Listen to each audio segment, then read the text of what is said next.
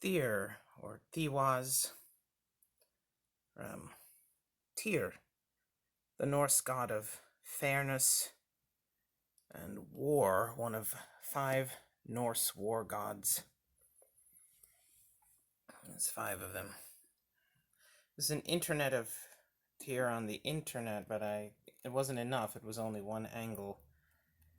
And so I filled in the blanks with a man named Jeff Ramsey from achievementhunterroosterteeth.com on the internet, and when you combine those two, you get Steven Weber, apparently, running around with Kevin Bacon's face and Andrew Lloyd Webber's last name.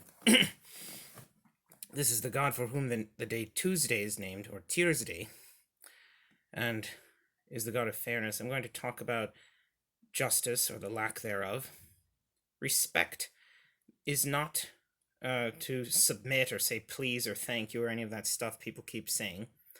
It means that you have found worth in sacrificing your volition to do harm for the benefit of another. That is what respect means. It is as if people, people believe that if you are that everything must answer to authority, and if you're trying to change authority, authority determines many things in your life: what kind of accent you speak, whether or not you feel comfortable with people with long hair or short hair, and for what gender or what race or whatever it is. That all that is determined by authority, and authority is determined by who wins the wars long enough. It is as if, and they think that if you're trying to change the paradigm of civilization that we are ruled by, then you're trying to change all the things that they control. That you don't want us to know what your guilty face looks like, so that we know that the guilty face has to look like something else because it's under some new type of authority that makes that look differently. Trying to eliminate our playbook of understanding, which wouldn't accumulate again for another several thousand years. That good people submit to authority, whether it's good or bad, because that's as good as it gets. That people allow the government to do evil things all the time, but as long as it's the government, then then there'll also be the good parts that come with the bad. But anyone who says, no, we have to be good and treat people with decency all the time, well, then they really want to create evil, because the only alternative to the good and bad balance is pure evil. So that's how it seems to me. That's how I'm treated.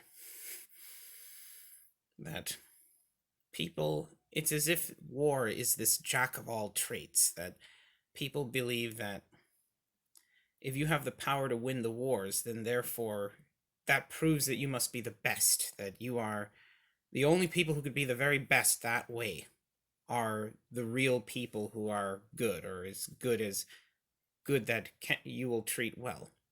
And that the losers therefore must be bad. That no matter how they behave, well, that's not strong in them. What's good is strong, because they are capable of being the best at war, which takes all these things: intelligence and strength and courage and all these things. And if you're the loser, then you're automatically bad. You're a faker, a pretender, no matter what you do. And all of a sudden your accent is sophisticated. Everything about you is good when you're the elite group, and when you're not, you're the bad group. And everyone assumes that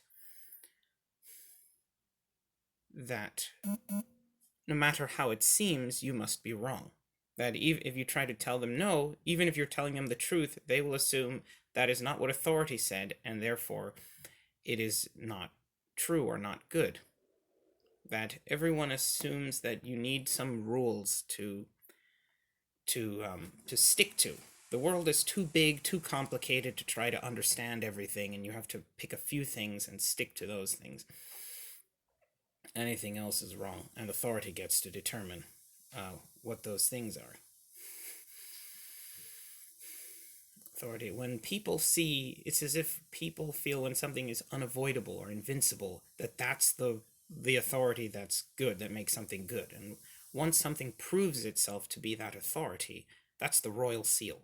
Once people see that, everyone bows. No, that's the right thing. And it's as if people assume that even though something seems right, if it does not comply with authority, then therefore somehow it must be wrong. That and it comes down a lot to this Nordic concept of fate, which I will elaborate on here. The Nordic concept of fate is essentially that in this world there are unseen things that you cannot control, and that among which is are the foundations of your existence. That's something Ares told me once, is that everything is really many smaller versions of itself doing the same thing in tandem to create a larger version, which is the thing you're seeing. Which is why he told me Heracles could not best him, Ares, in a contest of strength. For Heracles was much stronger, though outside his element, his strength froze. That a trained lion is fit, but not fighting fit. That war requires war to create itself again and again. You can't just have strength, you have to have war. It's a specific force that recreates itself. And that without that, you will lose. It's this everything will turn out all right somehow if you have that fundamental force. That that there is an unseen part of existence which helps you, whether you know it or not.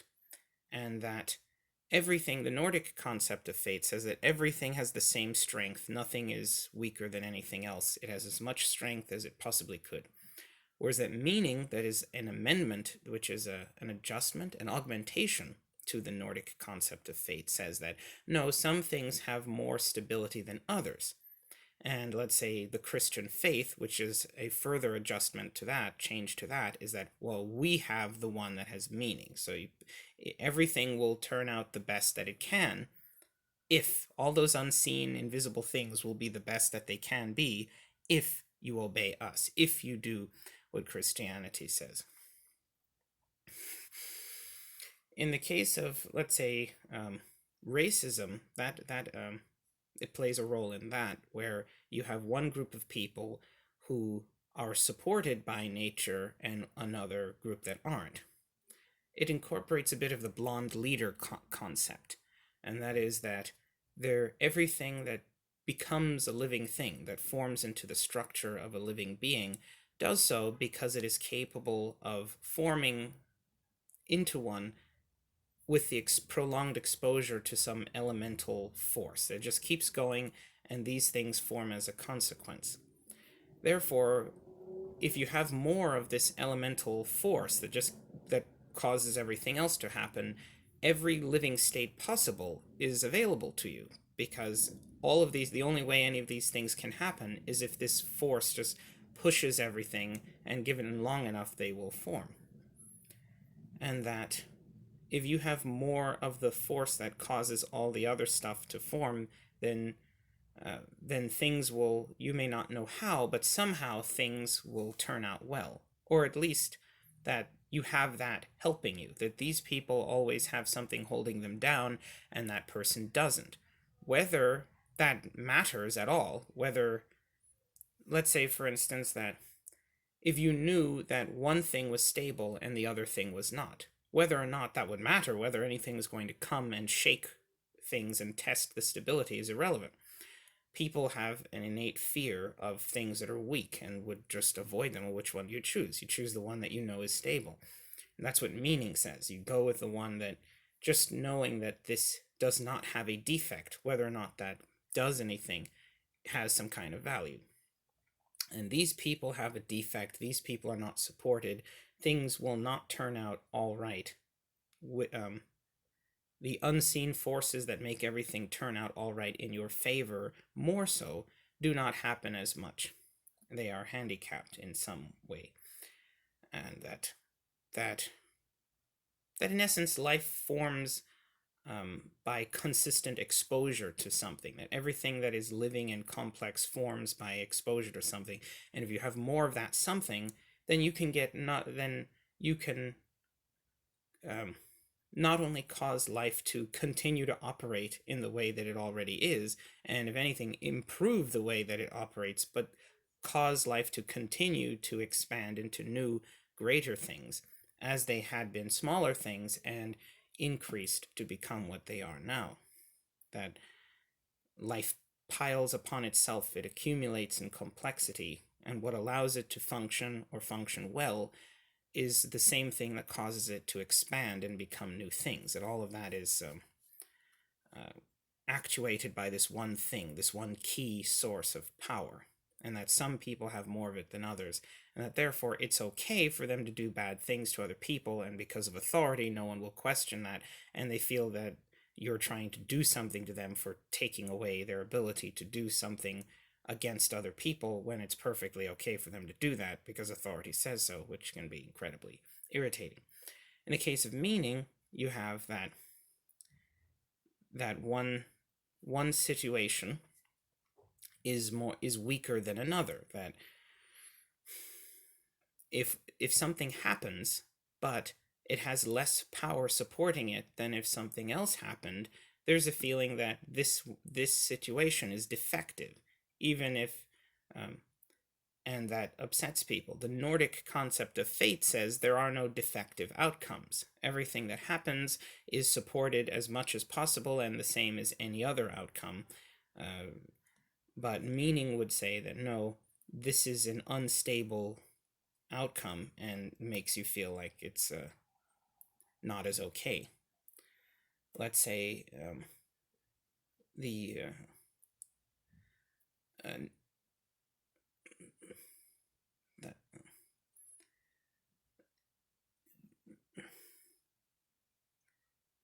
something Aries told me once is that if you ever do something evil, do not refrain from it from fear, for you have to act in the way that allows you have to perform the evil action to the point that you can learn if you genuinely mean and can be satisfied with not acting on evil, or if you would like to continue it. That if you refrain from evil, you may successfully not do evil, but you will never truly mean it. You will be only ever doing so out of fear. The only way that if you get to the point of doing something, obviously you want to, you always finish it and find out. You don't stop and constantly refrain out of fear. You do it wholeheartedly, you do what you want to do, or either way you do what you want. You either stop because you really want to, or you keep going because you really want to.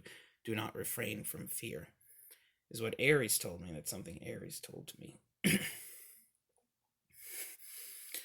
The concept of nostalgia, that once again there are these invisible underpinnings to the mortal world, and that if you can recreate the circumstances under which trends from days long past have been lost, that the reason why those trends happened was because they were supported by some kind of underlying characteristic of nature, and that if you can, that those are supported, and that if you can recreate them, like getting a second chance, it's not that the past itself is important, but the fact that you could do it again means that you can control the powers of meaning or the powers of support for anything to occur.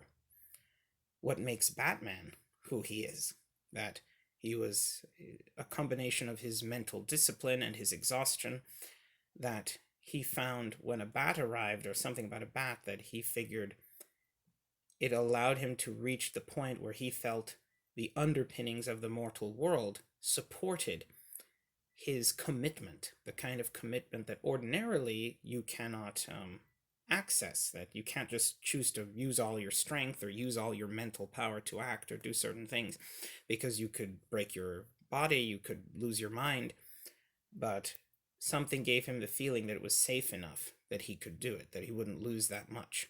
And he sees that when he sees the bat. That was the circumstances that let him reach his strength. And it's also part of that blonde leader idea that you could lose your mind, that once again, I'll attempt to reiterate clearer, that nature forms under some sort of constant exposure to energy, and that complexity forms under those conditions. So the more of that energy you have, the more the more nature does what it does in a way that supports the complexity. So everything good in nature is going to start happening if you have more of that energy and you have enough of the stuff as well. So you have energy, you have stuff, and you have both of those things. You're going to create, you have the power to, enough of that, you could create anything in nature, because that's how everything in nature happens. It's just enough stuff with exposure to this elemental power over an extended period of time. And that, however, that people in general have not been exposed to that much of it. We don't get very much of it, each one of us, which is why we're not all like Batman at the very least, or gods at the very most. That nature then formed to only work with semi-defective beings, by beings that limp along, that have a series of controlled falls, that are half finished, the anti-climax of life. And because of that, now suddenly, if you start to do really well and you have that power to propel yourself to expand to the point of the tree, to cause the tree to extend, or extend its structures to the point where the fruit start bearing, so to speak. Now that can be destructive because of how it interacts with the world that formed to work with mediocrity. And this is why a lot of the very effective states of mind can be destructive and therefore have a fear to them. And that is why a lot of brilliance can come off as madness or insanity or crazy or destructive or evil. And why genuinely they can be, because the world was not made to work with that.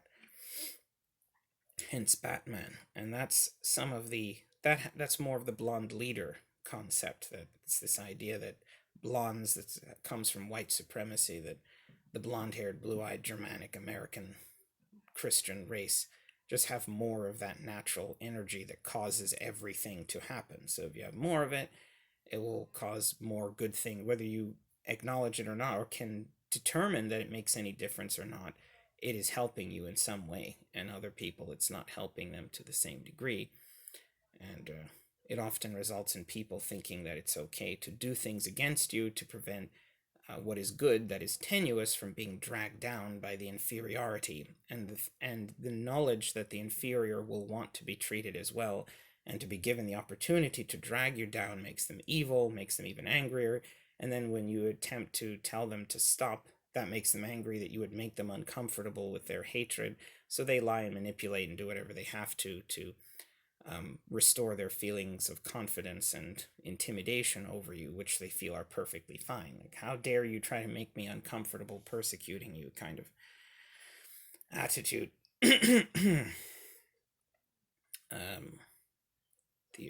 Thiwas. Thiwas was originally a Germanic god that was in Odin's position. Odin replaced Thiwas as the main Germanic pantheon, which is why he's, I don't know if you can see that, he's missing an arm. The sacrifice of flesh for power, even amongst gods. The greatest beings require the greatest sacrifice, such a thing. And so he's a bit of, that's a very different from Ares, who's more like this character who's very malevolent, violent. He's the biggest menace kind of character, where Thiwas is given leadership qualities, kingly, regal sort of character.